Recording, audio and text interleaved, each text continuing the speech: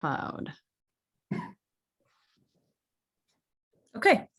Hi, everyone. Dr. Cari here with Dr. Abby and Dr. Jason, and we're super excited to bring to you the special edition Dinner with the Doctors, where we are going to talk about all of the amazing, unique things. We have so many people that come in and they're like, what exactly does this nurse practitioner, Dr. Jason, do? Yeah. We don't really understand. We don't understand what peptides are. How can he help my hormones? How can he help me with pain? How can he help me with weight loss? All these things. And so we just decided it would be, because there's so many different things that are so out of the box, we thought it would be an incredible opportunity for us to just do a special edition and be able to bring Jason on here and ask some specific questions and share a little bit about some of what both myself and Dr. Abby see, as well as Dr. Jason to be able to share a little bit about what he sees in the clinical setting and how he's been able to help people. So we're going to try to keep it as simple as possible and as short as possible, just so it's super digestible and everyone can kind of take a little bit of this information with a grain of salt.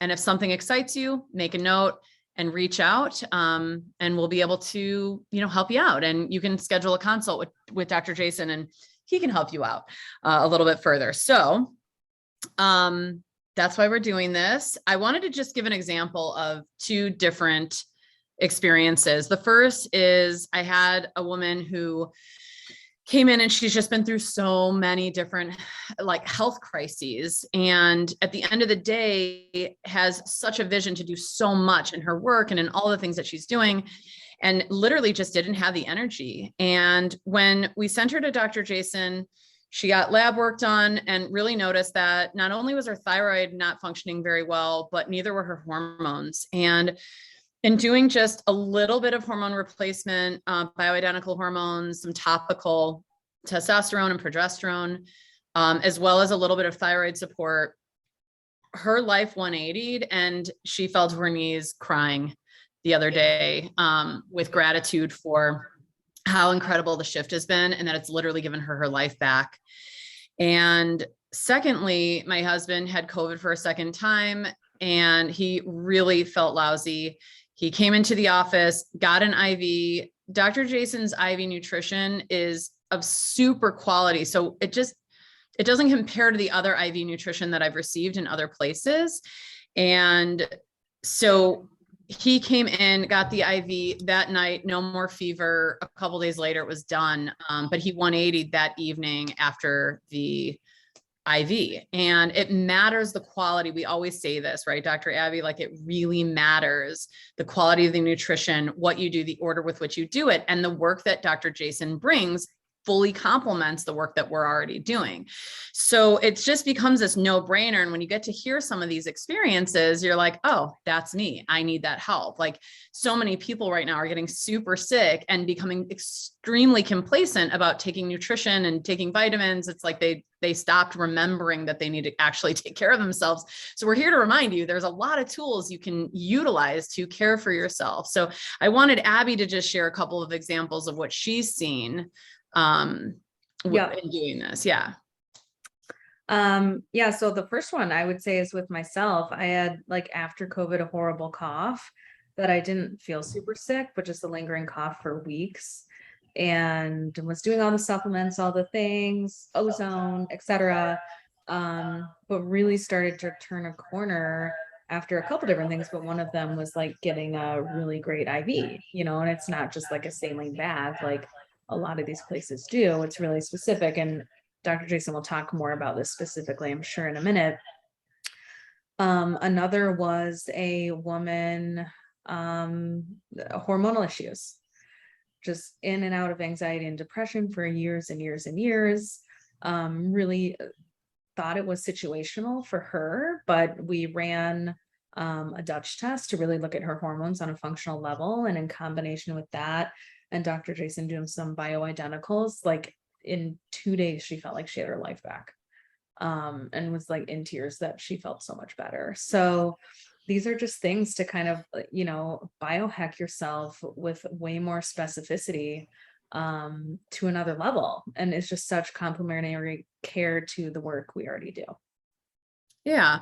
So Dr. Jason, just take a moment to tell us a little bit about your background. How did you even get into doing some of what you're doing now? Of course. Thank you, Abby. And Cari, you guys are amazing. We've been great together. Thank you so much for bringing me in, by the way. Really appreciate both of your energy so much. So what got me into all of this originally, I gone to school, got my chiropractic degree, and while I was in school, I had a mentor that had suggested, I've been to a few IV seminars, and after the IV seminars, I got really excited about what else I could do, and I was already a nurse, and I had found that the IVs and the more medical side was my calling more than the chiropractic side. But I'd already started my chiropractic degree, so I finished my chiro degree and then started my nurse practitioner degree concurrently with the last year of my chiropractic degree. And then I found IV therapy. One of my first seminars was the IV nutrient course. Then I did an ozone course. Then I did more ozone. And then I did hormone replacement therapy. And after the hormone replacement therapy and a couple IV courses, I was told this is the way to, bring in really good health to the masses. Obviously, there's a place for every one of the practitioners we have in the office. This isn't like my care supersedes anyone. I just think that I can add a compliment to everything that Cari does. I look at Cari's work and Abby's work, and I'm always so excited about the work that they do and how they can bring patients to the next level. Each practitioner is going to look at you in any practice and say, these are the tools I have. This is what I can use to fix you. And we all think we have the tools to fix every single thing out there. We all want to believe that. And then we were like, oh, well, actually, I don't have the tool to do this. So we have to find someone else to help us. So that's kind of how I got into the hormones and the IVs, because I found that it was my niche area that in the chiropractic side, I didn't see being done by anyone. And on the other side, I looked at the healthcare providers that are doing these things already, and they're not really strong on, energy work, or they're not really strong on the nutrients or the supplements. Most of these doctors that do these things, they're a one-stop shop. They kind of run everything. And having someone out there that's really got the ability to do energy work, or got the ability to do the chiropractic side, or the nutrients or the supplements, or all the other things that we offer in the clinic that I don't really know what I'm doing with. Right. And I mean, I would say too, like there's something about, one of our promises at Be Optimal is if we can't help you, we can find someone who can. And that's actually really why we brought Dr. Jason in. It's like, I was like, Abby, this person is in such bad pain. They are feeling so much pain. They're blah, blah, blah. And Abby's like, I'm telling you, Jason, because she went to school with Dr. Jason actually. And like, so they had a little bit of a background, and I was like, well, tell me more.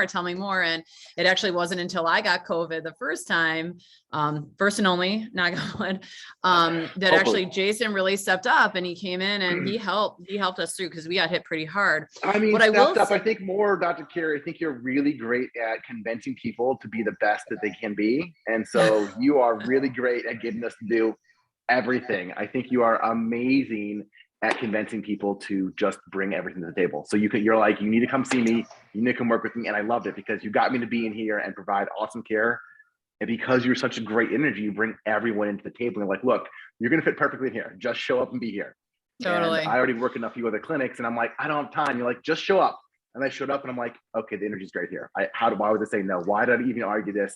And Abby, of course, facilitated the whole thing by just saying, just go see Cari. She's right now, she's got COVID. Please take care of her. And that was it. Abby's like, the rest is history. Here we are. Yeah.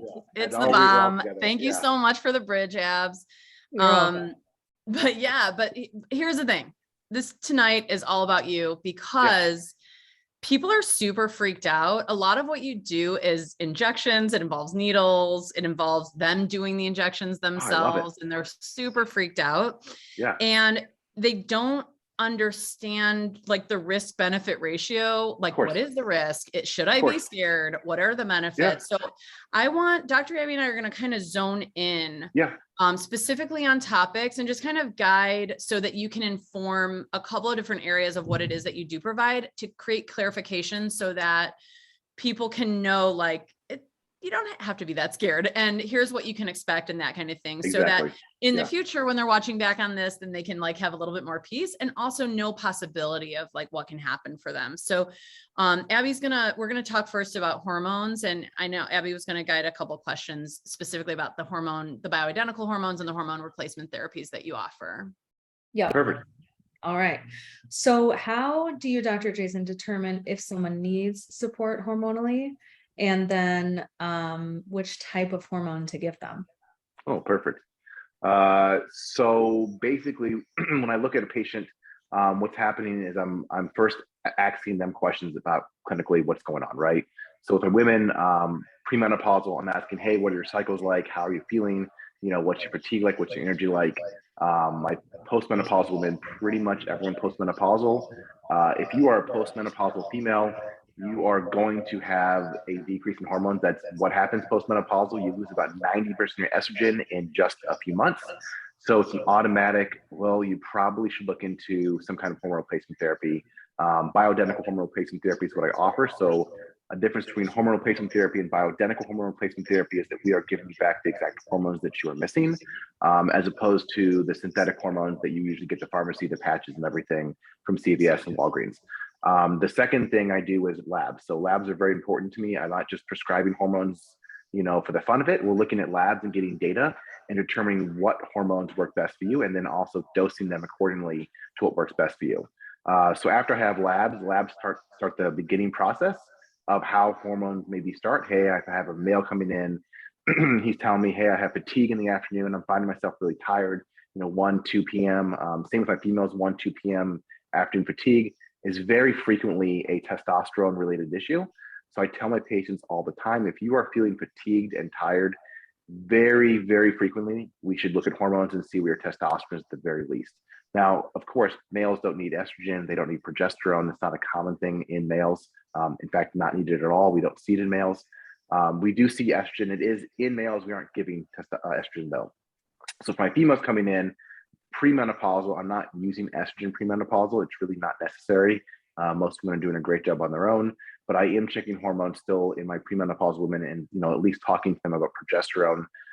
Very typically, if I see a female with some kind of hormonal related issue, their cycles are off, they're heavy bleeders, they have heavy PMS symptoms, they're having really problems sleeping close to their period, anything cycle related, I'm talking to them about using progesterone. Very commonly, progesterone is low in these women. It's a very clinical diagnosis for me for most of these patients. Progesterone is very, very safe. It's something you can give to many, many women out there without many risks or issues at all.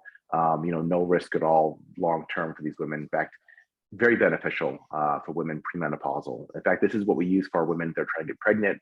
When they're trying to hold a pregnancy, we give progesterone because it's really great for miscarriages and helping the woman hold a full carriage, full birth. There you go. There you go. Yeah. There you go. Yeah. So I mean, I'm looking at this as the clinical side and also the side that would be the clinical versus the quantitative data from the labs. So I use a little bit of both. It comes into just the fact that I've been doing this for many, many years. So I have a clinical side.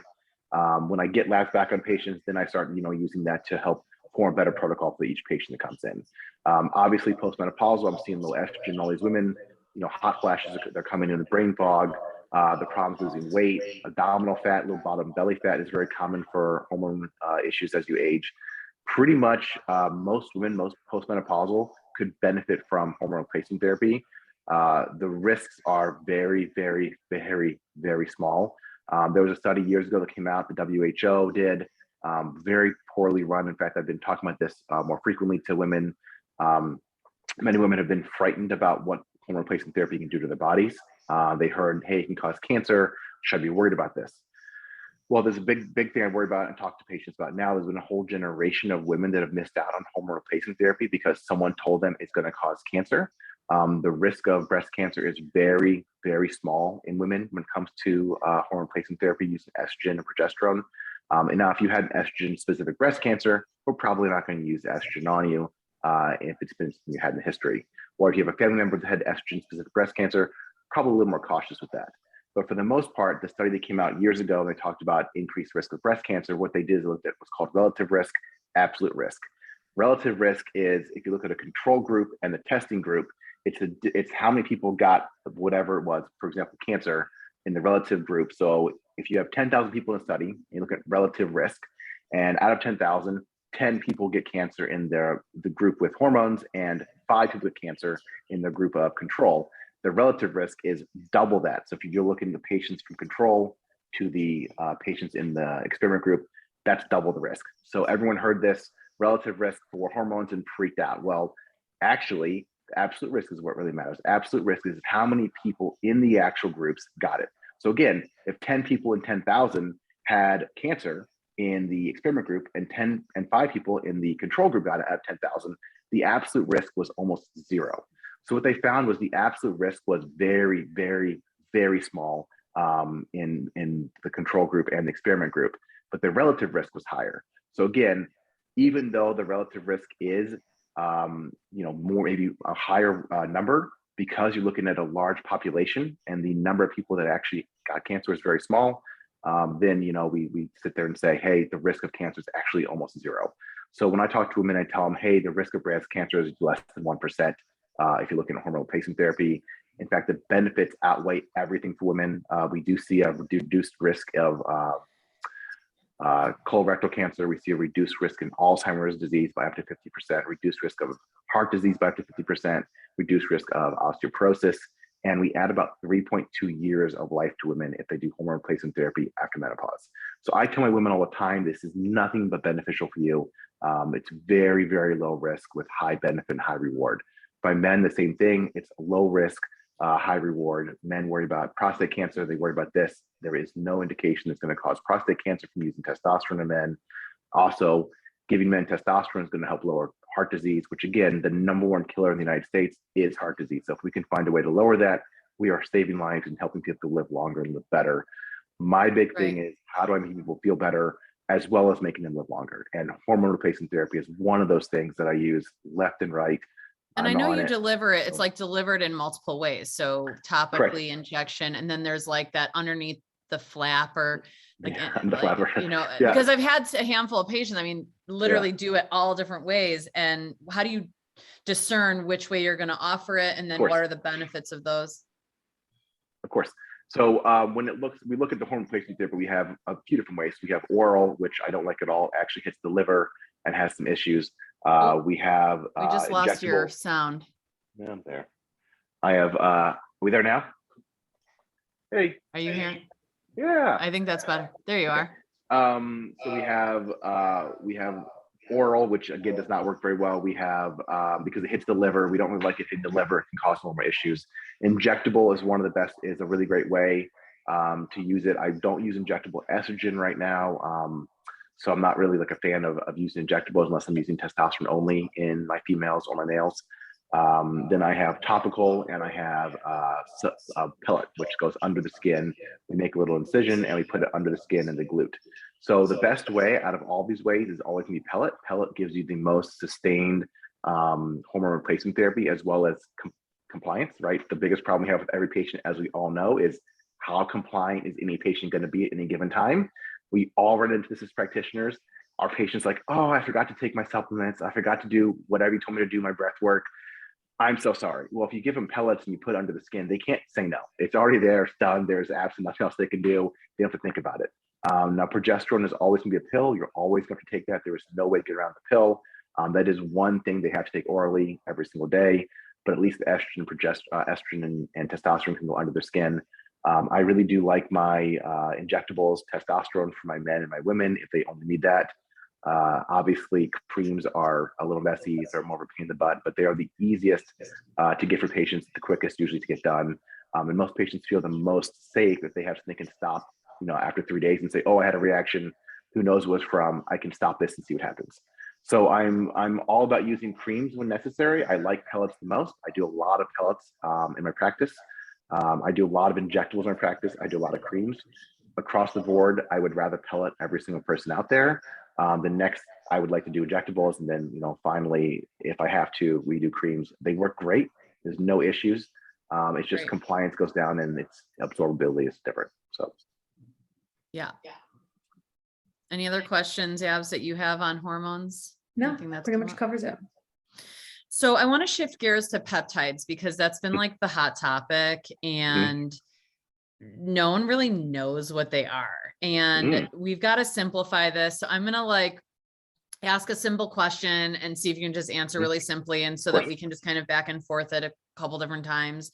Because literally there's 30 to 40 peptides you told me that Dr. Jason uses. So we're not going to be talking about 30 to 40. We're going to be talking about like the top 3 that he uses, and then like other symptoms and things that can be handled or looked at and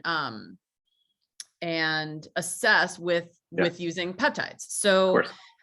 very simply as you can, Dr. Jason, what exactly are peptides? Is a peptide, yes. So I think we all know what protein is, right? We are eating meat, we're eating fish, we're plants, we understand proteins. Proteins, the basic building block of every protein is called an amino acid. So many amino acids linked together make a protein. This is just a nomenclature, a naming thing. Basically, if you have 150 amino acids, for example, above 150 amino acids linked together, you have a protein. Anything under that is considered a peptide. Then down to you get to 2 peptides put together, that is, amino acids put together equals a peptide. So glutathione, for example, we talk about glutathione a lot. That is 3 amino acids. That is a peptide. So there are so many peptides. Insulin is a peptide. Women, when they get checked for pregnancy, we look at HCG. That's a peptide. There are lots of peptides people probably haven't realized there are peptides. Again, these are just smaller versions of proteins, a few amino acids put together. Now you're a peptide. They're basically signaling molecules in the body, signaling the body to do something X, Y, and Z. I always make the joke, there is a peptide for everything out there. So whatever you have going on, there is definitely There's a peptide. Yeah, so we have a peptide for almost everything, even hormone related. I have peptides I can use to treat hormones. So I have peptides for everything.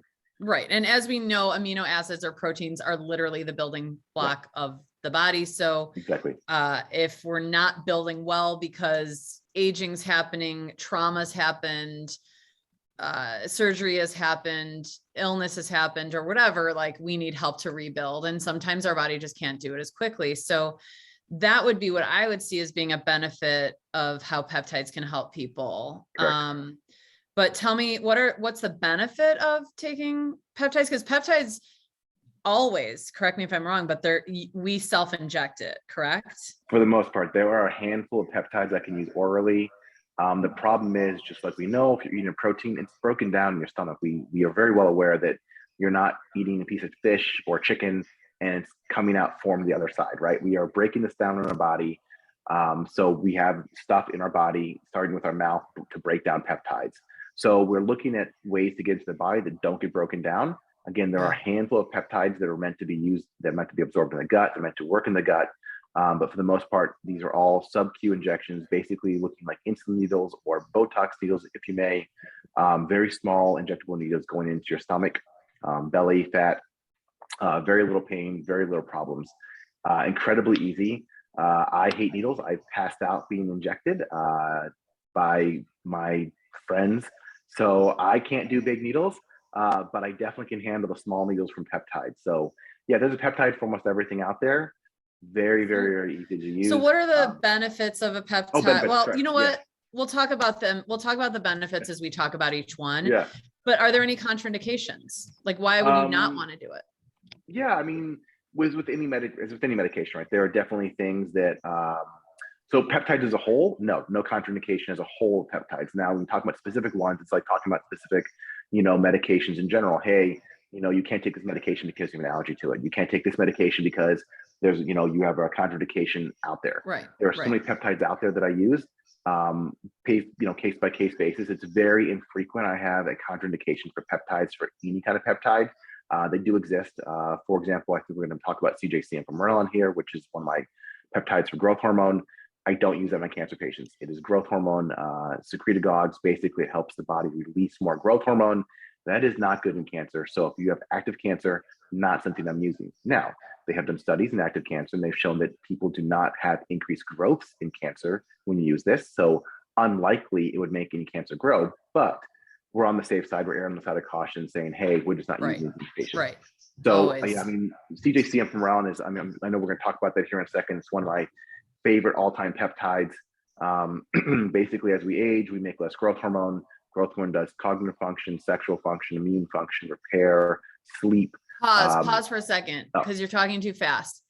Okay. Tell us again, what does growth hormone do for the body? Yeah. So we're talking about, there's a specific peptide called CJC, and it increases growth hormone. So what exactly does growth hormone do to our body? Yep. Go. Okay. So I get too excited about peptides. I just can't shut up about them. I I'm so know. sorry, guys. Jason's awesome. He's so passionate. So, but I want to just slow it down so that it can course, be really of course, digestible because this is important information. So go ahead. Of course. So growth hormone goes down as we age. About 10% every decade, we lose the ability to make growth hormone.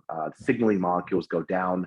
Think of this as like a large fan in the background. Every year the fan gets louder and the signaling can't get through. So your ability to make growth hormone at 1899 still exists. You just lose the signaling ability from your cells to hear the signaling. So we just can't make as much.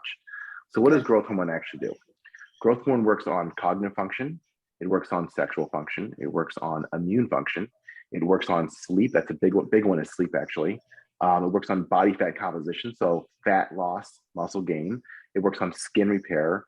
It increases testosterone receptors in your cells. Now you're able to pick up more of this testosterone you have in your body. That's kind of, I tell everyone, think of what you felt like when you were 18, 19, 20. A big part of what you felt was all of your hormones working, but a big one was growth hormone. That's a big hormone you have when you aged. You fall down, you get your knee skinned up, you get hurt. And, within the next day, you're like, oh, everything's fine. I'm perfectly fine. I ran into a wall the day before. I just been really dumb. Oh, I'm fine tomorrow. Everything's great. So growth hormone is a big one that really helps repair and fix a lot of things. So repair is a big part of growth hormone. But again, it works on so many different avenues. I like to call it my jack of all trades, master of none. It works across the board, raising every part of your body. And then I always say, but there's a peptide for every one of those things I named. I have a separate peptide. We can go deeper down that rabbit hole if you want to use it. So growth hormone does all of those things. When we look at CJC 1295 and ipamorelin, CJC 1295 is actually the full name of the peptide. It is a growth hormone releasing hormone. What it does is it actually release more growth hormone. It goes to pituitary and says, hey. So it releases more growth hormone that's already in your body? Exactly. It releases more growth hormone. So it's not like giving a replacement growth hormone. Natural. That's important, I think, to. Yep. It helps your body release it on its own. Correct. So again, like I said, what happens as we age is we lose the ability to signal the body to make more growth hormone. So what we're doing is giving that signaling back. And we're saying, hey, your body needs to release more growth hormone. How are we going to do that? This signaling comes in and does that. So CJC 1295 comes in and causes a release of growth hormone. And then ipamorelin works on what's called somatostatin, which is the brakes. So in your brain, on the pituitary, there's a brake holding down the amount of growth hormone being released. Every year, it gets stronger and stronger, and the brakes hold down further and further. So when you combine both CJC 1295 and ipamorelin, you are taking the brakes off and putting the gas pedal down. So synergistically, they work really well together. They can be used separately. There are people that use them separately, just because they want to. There's no Say real that again. CJC and what was the other one that ipamorelin? Okay. So ipamorelin is again is releasing the brakes. CJC 1295, it's putting the gas down, and they can be separately. But again, imagine pushing the gas when you have the brakes. It's not going to go very far. It's going to move, but not very far. If you take the brakes off, you don't push gas down, you'll move forward, not very far. So we put both together, and they work synergistically, and they cause a release of growth hormone as well as taking the brakes off, and you get a pulse. So when you're young, you had 7 pulses a day of growth hormone, giant, intense pulses. When you get older, you make less frequent pulses and they're not as intense. So we're trying to recreate, when we do this protocol, 2 of the pulses a day, morning and night. They're big pulses used to make, and we're going to recreate 2 of those. So it's very short acting, very short lived. It's basically following what your body naturally did before. Opposed to giving growth hormone, people give exogenous growth hormone. People talk about this a lot. The problem with exogenous growth hormone that I have, one is it's very expensive. And 2, the other issue is that you're not really mimicking what the body does. When you give growth hormone, it's sitting in your system for a long period of time. So we want it to be following what your body naturally did rather than just giving some exogenous that just sit there all day long and continue giving growth hormone. Honestly, I think giving growth hormone can be more dangerous and Of course. It's just not natural. And so basically what you're saying is CJC with ipamorelin is like the fountain of youth. Oh, yes. If there was something that's a fountain of youth, yes, it is my. I've been taking it for the last couple of years. I put everyone on it. I can't say more about how great it is. I have a quick question, Dr. Jason.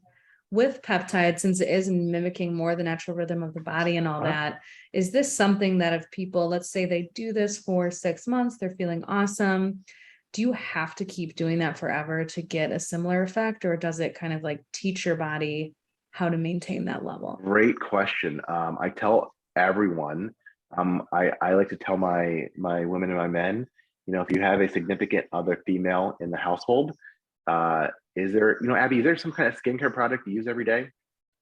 Yep.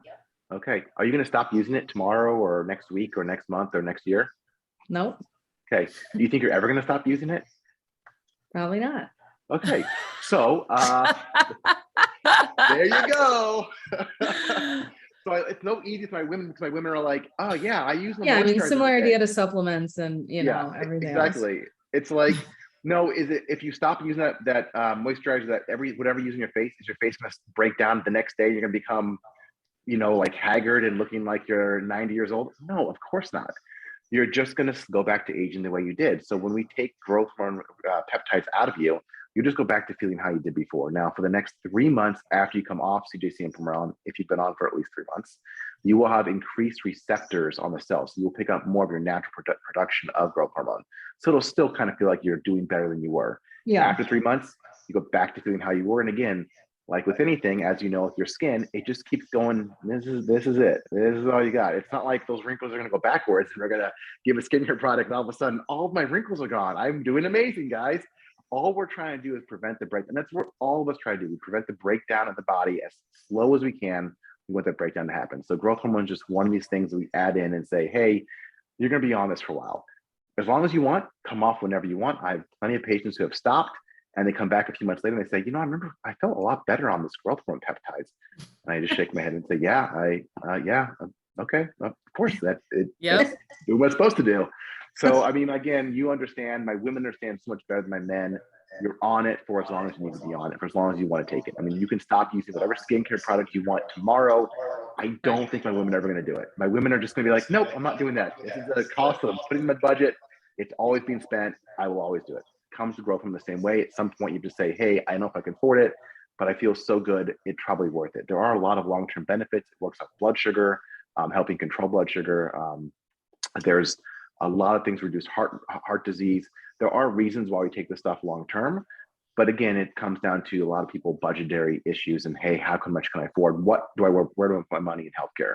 And there are some that can be more short-term that can help like fight like subclinical infections and stuff like that, right? Of course. Yeah. So the next thing we're gonna get into here is thymosin alpha-1. I was just gonna say, Yep, it's my immune modulating peptide.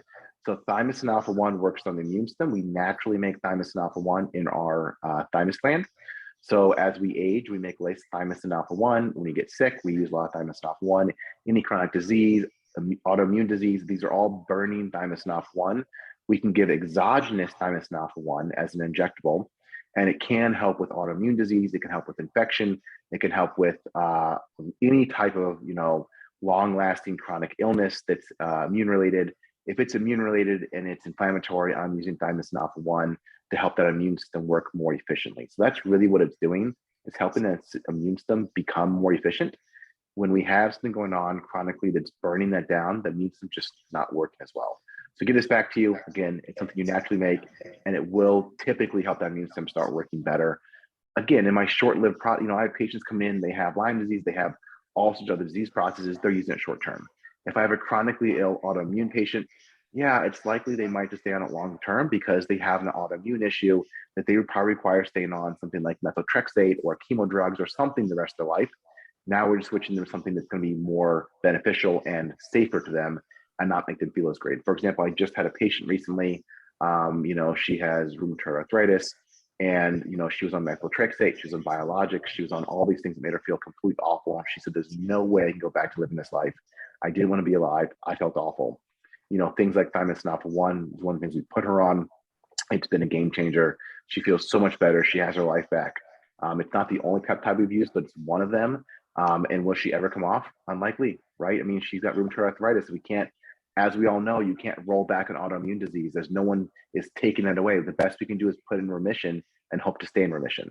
So it could potentially put some in remission and keep them there, but at some point the autoimmune disease might flare up and you might have to use it again. For my chronically ill patients, Lyme disease, and my other patients have chronic illness, I can use it for infrequent use. I can put them on it for a little while and then take them off. I will say that I have my mom on it all the time because it is a longevity peptide. When you think about immune system as we age, it just goes down. So if you're giving this back, you can actually hold the immune system a lot longer, but you don't have to be on it. I probably run 2 rounds a year of thymosin alpha-1 on myself or when I'm sick. So it's not Right. a So necessary. for people that are aging Mhm. and are concerned about their immune system going down, thymosin alpha-1 would be Yeah. great. And just to kind of like bring like peptides into Yeah. summary, basically, because we were going to talk about BPC, which is like the other one that you use a ton of. And ultimately, like BPC, I know is for like tendon, bone, and muscle repair. It's good for after surgery. It actually can heal gastric ulcers. It aids people in depression. It like heals the body. So Yeah. I'm saying it because people are going, oh, I have that symptom. Oh, I have that symptom. So the bottom line is you're saying like this one helps with weight loss and also helping sleep. But if also they really have always had trouble with sleeping, it wouldn't just be CJC. Yeah. Like there's other peptides that can literally just help with the whole sleep thing. And ultimately you would consult with someone and find out very specifically what 1, 2, 3, maybe 5 peptides could be of benefit for them initially as they go onward and so on. And that you guys could discern together, correct? Of course, that's exactly how it works. We come in, we have a consult, and we decide what works best for you. Again, I have a peptide for everything out there almost. You name a symptom, I've got a peptide. And it, more likely than not, will probably do something to benefit you. Worst case, you see nothing out of it. So I really like the safety aspect of it, and the fact that it's very low impact on the body. So yeah, there's a peptide for everything. Right. And so there's one more thing that we wanted to touch on, which is Prolo, which Abby actually is one of the ones that got me super excited about it. So, but there's like a lot of different aspects of how to I don't know. There's different things. Abby, you know more. Go ahead and Jason, you don't do Prolo, correct? So we use Prolozone, and we use PRF, PRP, which are very similar. PRF is platelet-rich fibrin. PRP is platelet-rich plasma. There's different schools of thought on which one might be better. PRF is actually supposed to be the newest iteration of PRP. Basically, we leave a clot in the body, which releases growth factors over 10 days. Anyway, the point of this whole thing is I don't do traditional prolotherapy, which is taking sugar water, 50% dextrose, and injecting 50 times into different areas to cause inflammation. We're using Prolozone. We're using PRP. I'm using also perineural injection therapy. So I have a few different injection therapies and neural therapy. So I have a few different injection therapies I use for pain. We're actually, hopefully in the next few months, I'm going to come up and learn some nerve blocks. One will be vagus nerve, which resets the whole parasympathetic chain, and then a sympathetic block as well, reset the sympathetic chain. So I have more stuff coming up in the next few months I'm really excited about, but we have a lot of different injections. I do have pain injections. Again, PRP is great for that. That's kind of my prolotherapy. A lot of people hear prolotherapy, they're hearing sugar water. It's really painful. Very typically the injection therapies we use to heal injuries, joints, ligaments, tendons, at least work on them, bring inflammation down, are not so painful and having people back to normal activities of daily life pretty quick. And so these injections would more be recommended for those people that are listening that aren't familiar, for more like physical type injuries, right? Someone's got a frozen shoulder, someone's got torticollis, someone's got a herniated disc. These are arthritis. These are like awesome alternatives to the other options you have are like drugs or cortisone. And to be fair, I start most of these patients on BPC 157. I mean, I'm saying to that, I'm talking about patients, look, peptides are like the winning, I can beat most things with peptides. I do consults with patients all around. Some patients can't get in to see me. So what do? I have to start them on something I can't do joint injections in person. So we're using BPC 157. I'm telling most of my patients it's a great starting point. It'll start the healing process, and then we can add the injections in. I had one of my best patients. We had some knee problems a few years ago, 4 years ago now. We did BPC 157. We did another injection therapy called Pencek polysulfate. He did that for a month before I saw him. He came in and said, I have no pain. I said, we're still doing joint injections. You still have decreased cartilage. We're still making this happen.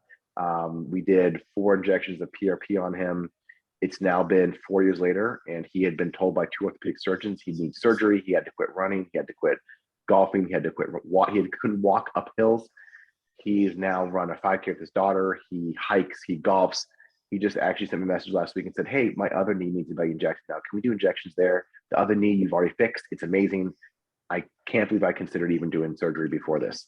So, I mean, the injection therapies can actually help heal these areas, bring inflammation down. They work really, really, really well. But again, BPC 157 is always a great place to start, and sometimes might be enough, depending on what the injury is. So the bottom line is, if someone's experiencing chronic pain, they might need surgery. It's a good option as a preventative to either hold off surgery, correct, or like maybe even not have to do it altogether, correct, by doing some of these things. So correct. it's absolutely worth checking what Dr. Jason does out. Obviously you get a massive taste of the breadth of amazing wit, smart, intelligence, and variety that he can offer to really help people to prevent themselves from furthering aging, injury, chronic disease, etc. And just overall help everyone feel like he himself has transformed his own body. And he's like, I feel amazing. I just want everyone to feel as amazing Do I as show my I do. abs And now, or do I wait till later to show the abs? what's that? Do I show my abs now, or do I do that later? When do I show? Okay, got it. If you really want to see Dr. Jason's abs, come on in for a consult. Coming in for consult. I mean, peptides changed my life. That's, I guess, what it comes down to. The medicine I practice changed my life, and I can't talk more about the things that I do. I am so passionate about it. I'm so happy to be working with both, Abby and Cari here, because they're absolutely amazing practitioners. Honestly, I'm so happy to be in the office. It has been a godsend to be there and really hang out and yeah. And I would say, if any of this resonates with any of you, or you have friends or family members that this, would resonate for them, like, of course, give us a call, schedule with Dr. Jason.